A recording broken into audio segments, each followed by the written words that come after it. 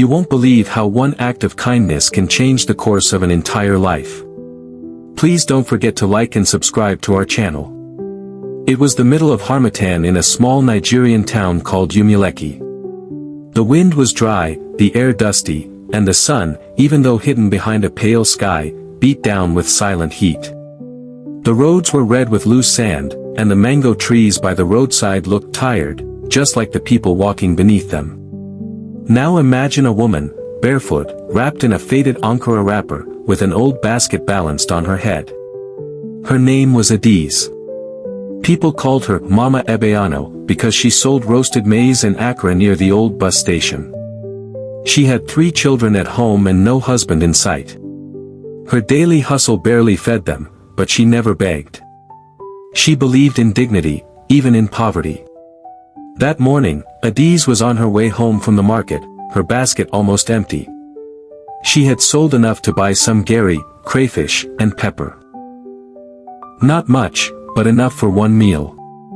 As she walked past the roadside bush path leading to the village stream, she noticed an old woman sitting on the ground under the mango tree, holding her leg. People passed the woman, looked briefly, and kept walking. Some even whispered, "A beg, leave her oh. She fit bewitch." You see, in many villages, when someone old and unknown appears injured, alone, or strange, superstition creeps in. But Adiz stopped. The woman looked frail, maybe in her 70s. Her wrapper was torn. Her lips were dry. Her eyes blinked slow and sad, like someone who had seen many lifetimes. Adiz dropped her basket gently and knelt beside her. She didn't have fancy words. Just simple care. She took her own drinking water and tilted it into the woman's mouth. Then she asked what happened. The woman said she had slipped while trying to cross the rough bush track after getting down from a bus. She had come looking for someone, though she didn't say who.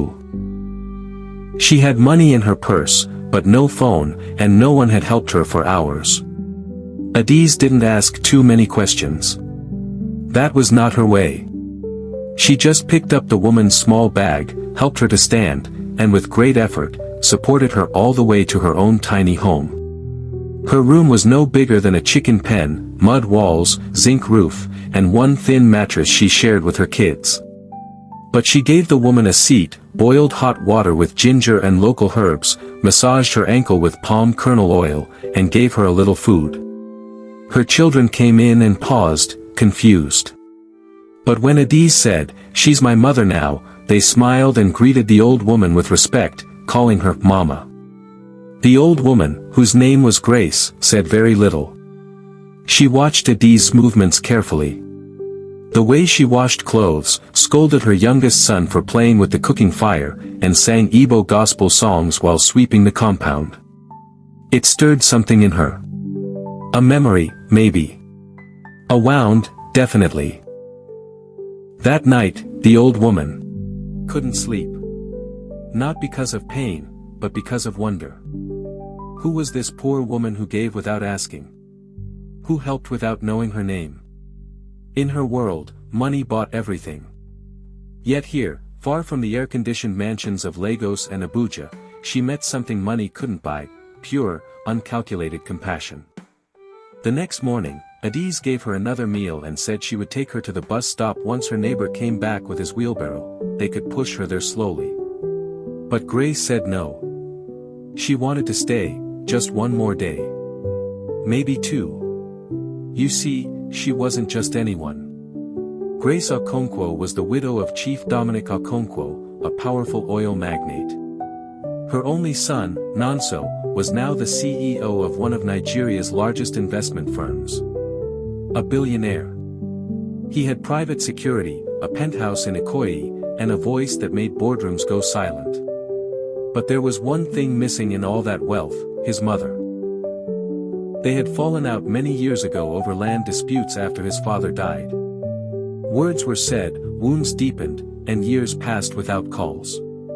But now, old and lonely, Grace had set out to find her son, despite his security, his gates, and his guards. Except something, or maybe fate, took her off course. And now, she sat in the clay-floored home of a poor woman, eating yam porridge made with barely enough oil. Yet it tasted like royalty. What she didn't know was this woman, Adise, was about to change her life. And she, too, would change Adise.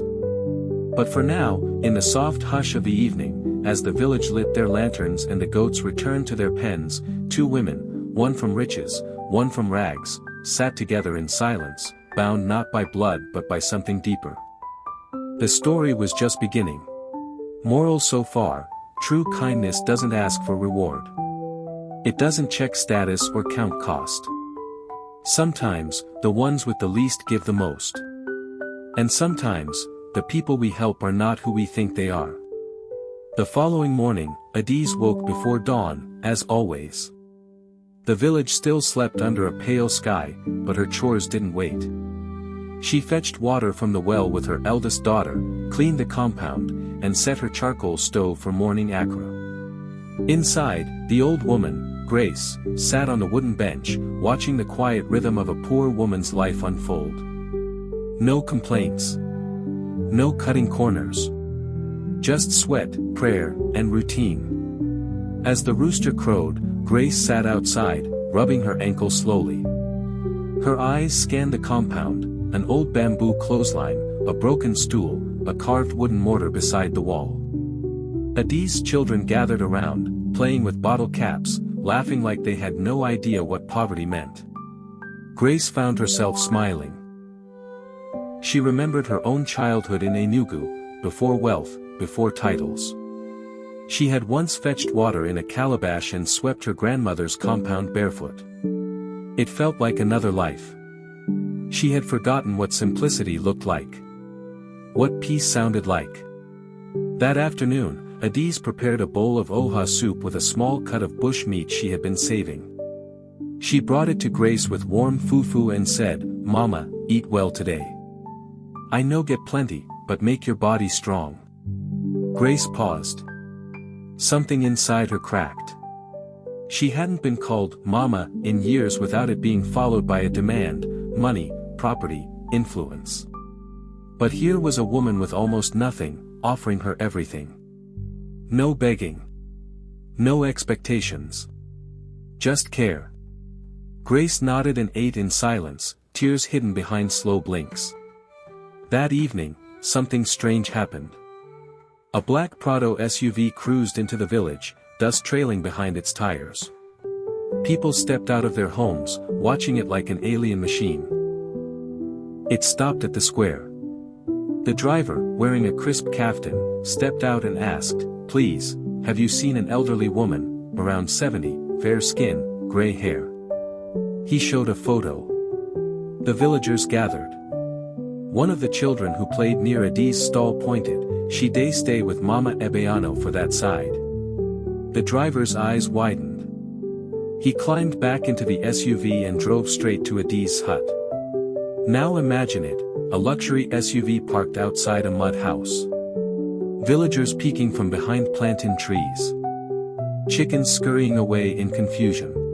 Adise came out holding a broom. She froze. The driver stepped out and greeted her with a deep bow. "Good evening, Ma.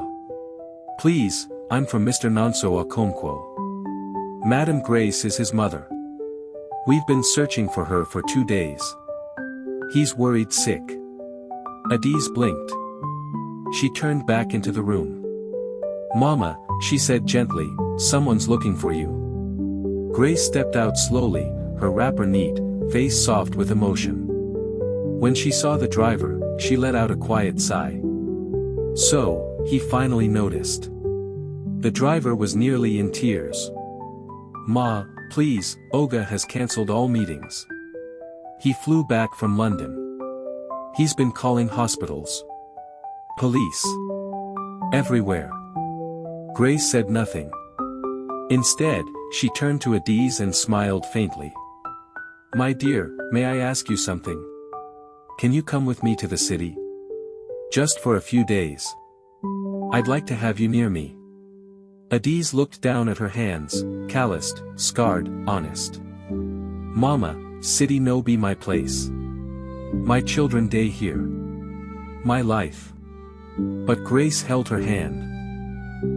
Sometimes, your destiny hides in places you're scared to step into. The next morning, the village gathered to watch them leave. Adiz and her children sat in the back of the black SUV. The villagers whispered. Some clapped. Some murmured. Some wept. Nobody knew what was ahead. But something had shifted. In Lagos, the glass gates of the Okonkwo estate opened wide. Security men in black suits stood stiff. Gardeners paused. Cleaners stared. The cook dropped her spoon in shock. Out stepped Madame Grace. Behind her, Adiz and her children, dusty feet and wide eyes. Nonso, the billionaire CEO, rushed out in a polo and trousers, no blazer, no security detail, just a son who feared he had lost his mother. He saw her, and he dropped to his knees. Adiz watched quietly. She didn't understand the depth of what she had just walked into. But she felt it. A storm of love, regret, and relief swirled in that compound like the early evening wind. What happened next would shake her world. But that's for another part. Moral continues, fate doesn't always arrive in gold. Sometimes, it rides in dust, wrapped in torn clothes and soft hands. We are tested not by how we treat the rich, but how we respond to the weak. And those who help the forgotten may one day find themselves remembered. For the first time in her life, Adiz walked into a mansion where the ceiling seemed to touch the clouds. The compound had fountains shaped like dolphins. The walls were painted a cream so smooth, she thought they were glass. Her children clutched her wrapper tightly, too stunned to even smile. Inside, the floors were cold white marble. Framed family portraits lined the staircase. There was a chandelier so grand it could have lit the whole village of Umuleki for a month. But despite all the grandeur, Adiz remained grounded. She walked barefoot, still refusing to sit on the leather sofa until Grace gently urged her. "This is your home too," Grace whispered. "Even if just for a while." Nonso, the billionaire CEO, was a tall man with a sharp jawline and eyes that rarely blinked. His voice commanded entire conference halls. But in that moment, all he could say was, "Thank you. Thank you to a woman who gave his mother what his millions couldn't, human warmth." He watched Adiz from a distance. She had the dignity of a queen and the silence of someone who had endured storms. He noticed how she gently corrected her youngest when he tried to touch a golden lamp. How she asked before taking water. How she helped the house staff serve even though she was a guest. Nonso began to see something he hadn't seen in years, truth. Not the kind you read in reports, but the kind that lives in the eyes of people who survive daily without complaint. Later that week, Grace called a small gathering in the courtyard. She invited Nonso, a few trusted staff, and Adiz. She stood beside Adiz and said, "This woman saved me. Not just my body, but my faith in people. In a world where even family forgets you, she remembered me." Then she turned to her son. "Nonso," she said with a quiet strength, "we measure a man not by his empire, but by who he honors when no one's watching. I raised you with values. Somewhere along the way, you replaced respect with reputation. But this woman reminded me of something I lost, and something you need to find." There was silence. Then Nonso stood and walked to Adiz. He knelt before her. Not for show, but for sincerity. "I want to help you," he said. "Not because you helped my mother, but because the world needs more people like you." Adiz, unsure of how to respond, simply nodded and said, "God sees us all." But this story wasn't about reward. It was about revelation. Days turned to weeks. Nonso offered to buy Adiz a house in Lagos. She declined. She said her roots were in Umuleki, and her children needed to grow up where humility still breathed. So instead, he helped her rebuild her house in the village. A real roof. New walls. A borehole so she didn't have to walk miles for water. He set up a small school in her name, the Adiz Community School, where children like hers could learn without worrying about school fees. He also made sure her maize and akra business grew. He helped her build a proper stall, with shade and clean benches. He told her, "Let it be known that wealth is not always born in banks. Sometimes, it starts with a roasted cob and a warm heart." One day, back in the village, as Adiz sat under her mango tree, now painted with soft yellow paint, villagers came to greet her like royalty. Not because she was rich, but because she had lived the lesson. Grace visited often, despite her age. She would sit with Adiz, hand in hand, watching children play. Sometimes they wouldn't speak for hours. But their silence was sacred, full of understanding. What started as an ordinary day on a dusty road ended in a bond that not even blood could explain. Because sometimes, your biggest miracle doesn't come with drums and lightning. Sometimes it comes limping under a mango tree, wearing broken slippers, waiting for your kindness. The full moral: be kind. Even when it's not convenient. Even when no one is watching. The person you help today might not look important, but they may carry the key to unlock your destiny. Wealth fades. Power shifts. But the heart remembers forever the hands that lifted it in its darkest hour. Months had passed since Adiz's life changed. Though she still lived in her village, her story had begun to spread, quietly at first. It wasn't about fame. It wasn't about attention. But when word travels with dignity, even silence grows an audience. One warm afternoon, Adiz received an elegant invitation, written in gold foil and carried by a uniformed driver. It was from Nonso himself. It read, "In honor of those who remind us that humanity is our greatest currency, we invite Madame Adiz to the annual Okonkwo Foundation banquet in Lagos." At first, she wanted to decline. She didn't own a gown. She didn't know how to use a fork with 3 prongs. She'd never even stepped into a hotel. But Grace called and said, "You don't need to change who you are to walk into a room. Let the room adjust to your presence."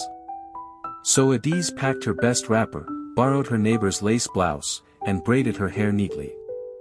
Her children stayed behind in the care of trusted family. She carried no jewelry, no makeup, no high heels, only a quiet grace and her well-worn sandals. When she entered the banquet hall of the Grand Meridian Hotel, the chandeliers above looked like they were made of stars. The floors shone like water, and classical music floated in the air like perfume. Everyone turned. They had expected a city woman. But instead came a village mother with clear eyes and a powerful stillness. Nonso stood at the podium, giving a speech. He paused mid-sentence when he saw her walk in. Then he smiled, not the polished kind for cameras, but the kind that starts from the soul. He walked off the stage, through a sea of men in tuxedos and women in sequin gowns, and escorted Adiz personally to her table, placed right at the front. Some guests whispered. Some raised eyebrows. Who is she? Why is she seated with the board members? She looks like she should be serving the food, not eating it. But Grace, seated beside her, silenced them with one glance. Then Nonso told the full story, without filters, without pride. He shared how a woman with calloused feet and a borrowed kettle gave his mother dignity when no one else would. How her kindness rewrote the story of his family. How it reminded him that being a man of worth is not about portfolio sizes, but about honoring those who shape our lives in small, unseen ways. He ended his speech with these words. She may never run a company, but she runs a legacy of compassion. And today, this hall, this event, this foundation, owes its heart to her. Tears were not common in such banquets. But that night, even the air seemed to weep. After the event, a young woman approached Adiz and knelt. She was a PhD holder, a corporate leader.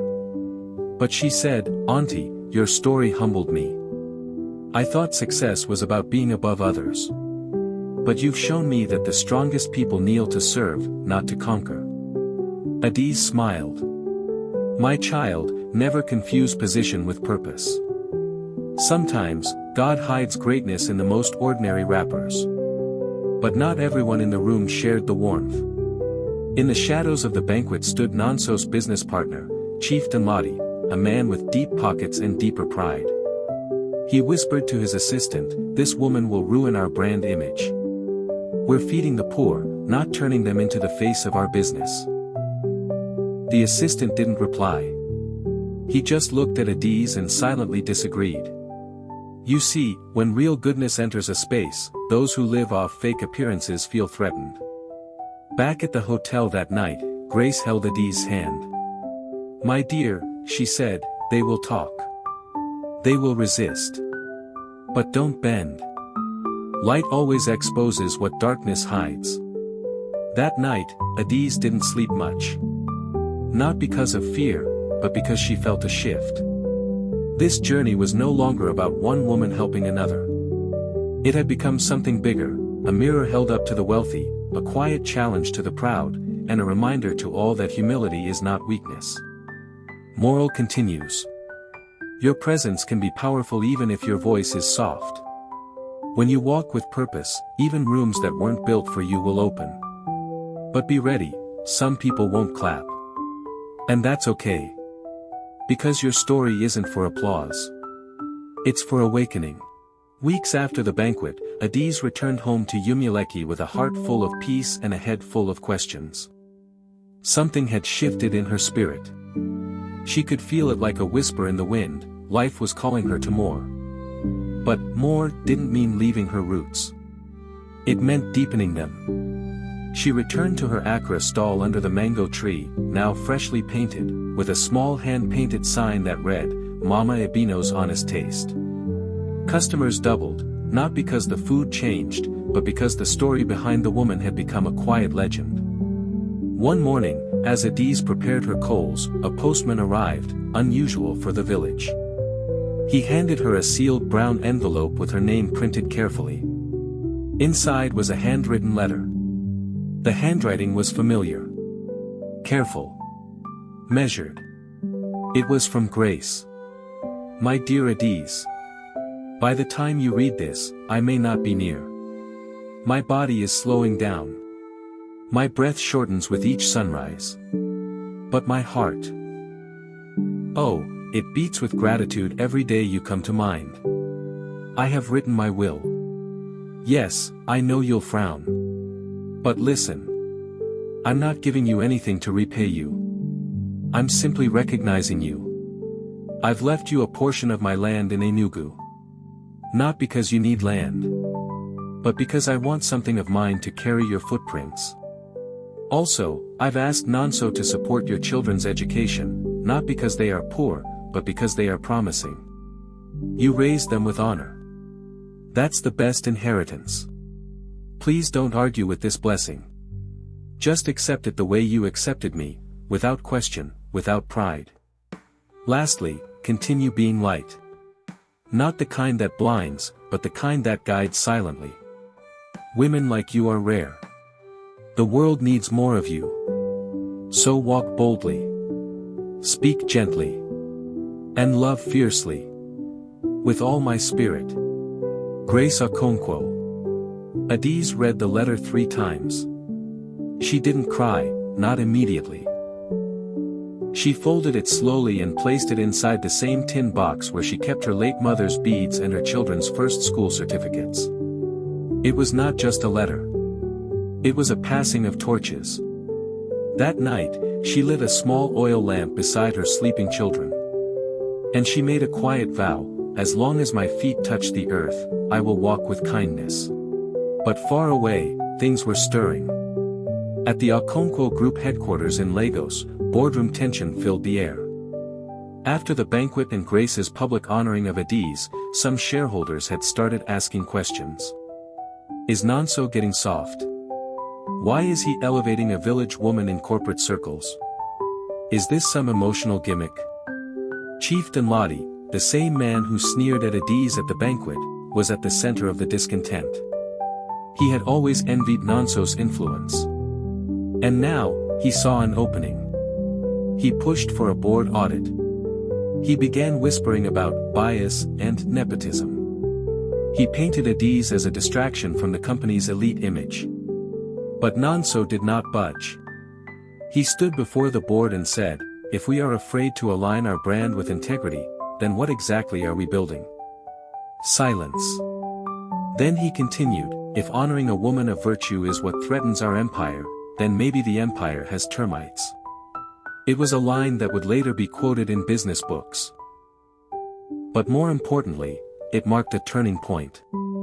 The Okonkwo Foundation expanded its mission beyond scholarships and grants. It began a new initiative called the Adiz Project, a program to support single mothers in rural communities with business grants, housing, and child education. The first batch helped 50 women across 5 states. The second batch, 100 more. Each woman received not just money, but mentorship. And Adiz? She became the face, not of pity, but of perseverance. She traveled occasionally to Lagos, not as a guest, but as a board advisor. Still barefoot in most meetings. Still speaking in proverbs. Still refusing to wear fancy wigs or trade her integrity for image. And people listened. Not because she had money, but because her story had power. Full Moral continues. Never underestimate what one letter, one voice, one woman can do. Sometimes, the most powerful revolutions are born not in riots or noise, but in a quiet act of love, under a mango tree, on a dusty road. Real greatness does not roar. It remembers. It restores. And it rises, again and again, with each person brave enough to walk in love. In the heart of Umuleki, under the wide reach of the mango tree where it all began, a new monument now stood. It wasn't made of marble or gold. Just a carved wooden bench and a plaque beneath it that read, "Here sat a woman who gave without knowing she was giving to herself." It was unveiled during the village's annual festival of Yam. That year, the festival saw something it had never witnessed before: government officials, journalists, and dignitaries arriving not for politics, but to honor a woman who once sold roasted maize at the roadside. Adiz, now in her early 40s, stood in a wrapper of deep blue and white, symbolic of truth and peace.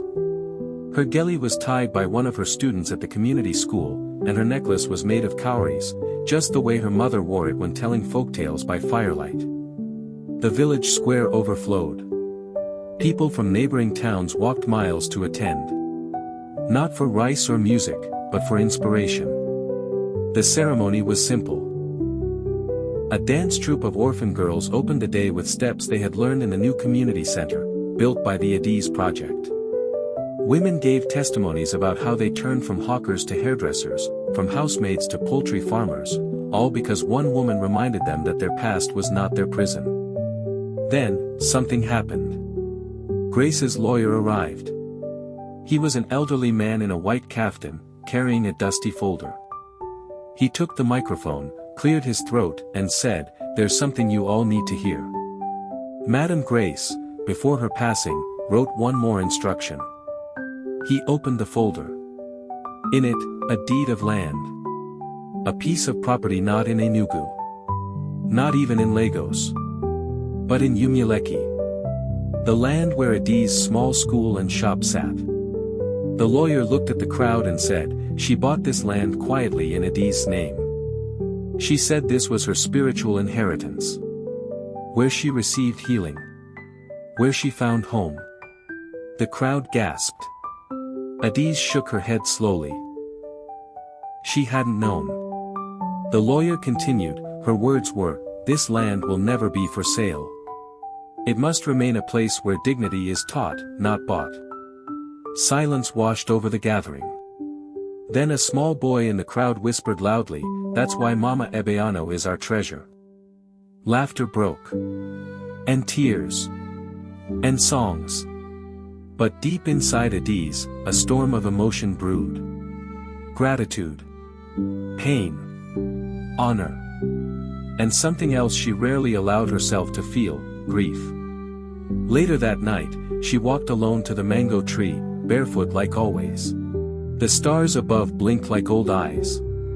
The breeze was soft with memory. She sat. She closed her eyes. And for the first time since grace passed, she allowed herself to cry. Not out of sorrow, but release. She whispered, "Mama, you came to find your son. But you found your daughter too. Thank you." Behind her, her children stood quietly, watching. Her eldest, now in university, held a notebook. He had begun writing his own book, about her story. "I want the world to know what legacy really looks like," he said to her one day. "Not the buildings. Not the businesses. But the way you fed people's souls without even knowing it." Adiz smiled and said, "Then write with truth, my child. Because even if you have only pen and paper, you are already richer than kings if your words can heal." In time, Adiz became more than a symbol. She became a teacher of values, invited to speak in towns and cities. But she always returned to Umuleki. Always back to the mango tree. Because that's where the story began. That's where the old woman fell. And that's where Adiz rose. Full Moral continues. Greatness is not always passed down, it's often passed through. From a tired hand to a tender heart. From a stranger to a sister. The world changes not when kings rise, but when women kneel to lift others, even when they don't have much themselves. Sometimes, the hand you help ends up writing your name in the book of destiny. And all you had to do, was care. Years rolled by like the calm flow of the village stream, quiet but certain. Umuleki had changed, but it still smelled of firewood and early morning harmattan. Adiz remained a central figure, not because she chased power, but because power had grown quietly around her. The small community school had now become a full learning center with 6 classrooms, a mini library, and a computer room with solar panels. The children called it the tree school because the oldest mango tree stood at the entrance, unmoved, majestic, watching over them like an elder. Each week, Adiz still taught a class, not from books, but from life. She'd sit on a low stool and begin. There are people who wear fine clothes and still walk naked in character. So always dress your heart before your body. Or, the world might forget your name, but it will never forget how you made others feel. Children listened. Parents listened. Even the youth who once ran off to the city began to return. Because Adiz's presence made the village feel like home again. One rainy afternoon, a black SUV rolled back into the village. It parked under the mango tree, and a tall young man stepped out, shielding himself with a sleek umbrella. He was clean-shaven, polished, but carried a softness in his eyes. It was Nonso's only son, Obiora. He was now the acting CEO of Okonkwo Group, while his father focused on mentoring startups and writing a memoir. Obiora had grown up hearing stories of Adiz, but meeting her in person was a different thing entirely. He didn't arrive with cameras or titles. Just a notebook in his pocket and a respectful smile. He walked straight to the compound where Adiz now lived, no longer in mud walls, but a modest, beautiful bungalow built by hands that respected simplicity. Obiora bowed low. "Auntie," he said softly, "I came not just to greet you. I came to learn." Adiz studied his face. He reminded her of Nonso, but younger, and unsure. She didn't say much. She offered him a chair, brought him roasted plantain with pepper sauce, and poured him water from her clay pot. Then she began to tell him stories, not about her struggles, but about his grandmother. About the day she found her under the mango tree. About how Grace changed more in that dusty village than she had ever changed with her billions. Obiora wrote everything down. Word for word. "You're not here to lead," Adiz said at last, "until you've served. Build something for people who can never pay you back. Then, and only then, will your legacy begin." That night, Obiora didn't return to Lagos. He slept in the village, on a woven mat in the guest room. He joined morning prayers with the children. He helped sweep the compound. The next day, he promised to extend the Adiz project to 10 new villages. But this time, he asked for no branding, no photos, no hashtags. Adiz approved. You see, something had changed in him. He didn't just come to witness history. He came to become part of it. And that's how the legacy continued, not through glass buildings or fancy titles, but through people who remembered the roots. Meanwhile, Adiz had begun working on something of her own, a book. Handwritten with ink pens on lined pages. Titled The Road from Kindness. It was not meant for bestseller lists. It was for the young girls who doubted themselves. For the widows who thought they had no worth. For the old women forgotten in the crowd. It told the story from her own voice, not cleaned up, not polished, but true. She ended the book with a line that would later be quoted across the country. Some people plant trees to eat the fruit. Others plant them just so someone else can sit in the shade. Either way, plant with love. And so, Adiz's story became more than a story. It became a seed. And all across Nigeria, in dusty corners and crowded streets, in schools and markets, women began to say to each other, "Be like Mama Ebeano. Give, and God will carry the rest." Moral continues. Kindness is not just an act, it is a seed. And even if it falls in unseen soil, the rain will find it. The sun will touch it. And one day, long after you've forgotten the moment you gave, it will bloom, louder than any fame, stronger than any title. You don't have to be rich to change the world. You just have to be willing. One early morning, as a light mist hugged the red earth of Umuleki, Adiz sat on her wooden porch, sifting through dried pepper with her hands. The birds sang their usual chorus from the iroko trees, and the village slowly woke from its sleep.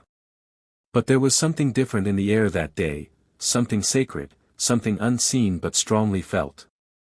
As she worked, her youngest daughter, now a sharp-minded girl of 13, came running with wide eyes. "Mama! There are people at the village square. They say they came from the palace in Abuja." Adiz looked up slowly. Not with fear. Not with pride. Just calm, like a tree that had seen many rains. Within the hour, a long convoy of dark SUVs rolled into the village. It stirred the chickens. It parted the dust. But more than that, it brought a message. From the cars emerged cultural emissaries dressed in fine agbadas and flowing lace. Among them, a woman stepped forward, confident and graceful, her hair wrapped in a royal blue head tie. She carried a small, leather-bound box in her hands. She introduced herself as Princess Rayliat, granddaughter of the late Queen Mother of the Northern Territories and now a senior cultural envoy to the President's Special Committee on National Role Models. She bowed before Adiz. Yes. She bowed. Then, with a voice that carried the weight of tradition and nationhood, she said, "Nigeria honors her wealthiest often. But today, we honor her wealth of spirit." From the box, she presented a carved staff, made from ebony wood and inlaid with mother-of-pearl. It was a staff of honor, reserved only for those whose deeds shifted generations. In the presence of elders, town chiefs, youth leaders, and even the old masquerade custodian who rarely came out in daylight, Adiz was officially conferred with a title. Neoma Chukwanonso, the good mother who reflects God's will. The drums started. But Adiz remained still for a long time. When she finally stood, she didn't speak of what she had done. She didn't recount her past. She simply said, "I only did what my own mother would have done. And what every woman should feel free to do, be human." It wasn't just a statement. It was a declaration. That day, her title was not just carved into plaques or written on paper. It was sung into folk songs. Chanted into lullabies. Etched into the clay walls of village homes. And from that day forward, when people greeted her, they no longer just called her Mama Ebeano. They said, "Peace to Neoma Chukwanonso, mother of many." But Adiz didn't change. She still walked to her shop each morning. Still swept the schoolyard herself. Still fetched water on foot when she could have sent for help. Why? Because she understood something most people spend lifetimes chasing. Honor is heaviest when carried lightly. But even in the sweetness of her journey, shadows would come. You see, her story had now become so powerful that it began to attract not just admiration, but imitation. A woman from another village, who ran a thriving market business, began claiming she was the real Adiz. She changed her name legally. Dressed like her. Told fake tales to media houses hungry for local inspiration. Even started speaking at events under the false identity. At first, Adiz's true supporters were outraged. But Adiz said, calmly, if someone borrows your light to find their way, let them. Only don't let them steal your truth. She didn't chase interviews to defend herself. She didn't post on social media to argue. She just kept doing what she had always done, serve. And eventually, the imposter was exposed. Not by gossip. But by her own emptiness. Because you can wear someone's clothes. But you can't wear their soul. Later, a journalist who had followed Adiz's journey since the beginning wrote a powerful article. The headline read, "The woman who walked into greatness without leaving her village." And it spread. In every region of Nigeria, young people began projects in her name. A bakery in Kano. A healthcare kiosk in Akwa Ibom. A free tutoring hub in Makurdi. All under the Adiz Foundation. Though she never asked for it. People had caught the spirit of it. It wasn't about her face. It was about the fire. The fire of doing what is right, even when no one is clapping. That night, as the moon sat round and full over Umuleki, Adiz sat with her children outside, telling old stories. She looked at them and said, "When I was younger, I prayed for God to take me to places I'd never imagined. But instead, He brought people to me, and I became the place where lives were changed." Full Moral continues. You don't need to go far to make impact. Sometimes, your village is your stage. Your values are your voice. And your story, no matter how humble, is the scripture someone else is waiting to read. The seed of legacy does not grow in echo chambers. It grows in quiet obedience, in patient love, in honest work. Even when the world forgets your name, the land will remember your footsteps. Adiz lived to see her children grow into leaders. Not leaders with loud voices or fancy degrees, though some had both, but leaders in spirit. Her eldest became a school principal. Her daughter became a midwife. The youngest, once shy and clinging to her wrapper, became a lawyer who defended women in rural areas for free. But Adiz herself stayed rooted. She never moved to the city, despite being offered homes, cars, and titles. She said, "My wealth is here. In this soil. In these children. In this mango tree." Over time, she slowed down. Her bones reminded her that she had carried not just firewood, but destinies. Still, every Sunday afternoon, she sat beneath that mango tree, surrounded by grandchildren, neighbors, and wanderers who came just to hear her speak. Her voice grew gentler, but her words never lost their weight. She once told a curious little boy, "Your hands are not too small to serve. And your dreams are not too big to begin under this tree." And when the end came, it came quietly, like all things holy. One night, under a sky full of stars and a wind that smelled of yam peels and rain, Adiz lay on her mat and simply did not rise with the dawn. But in her place, a legend stood. Across Nigeria, bells were rung. Not church bells. Not state bells.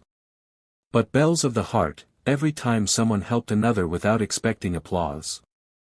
They said, "Do it the Adiz way." A national holiday was proposed. Scholarships were set in her name.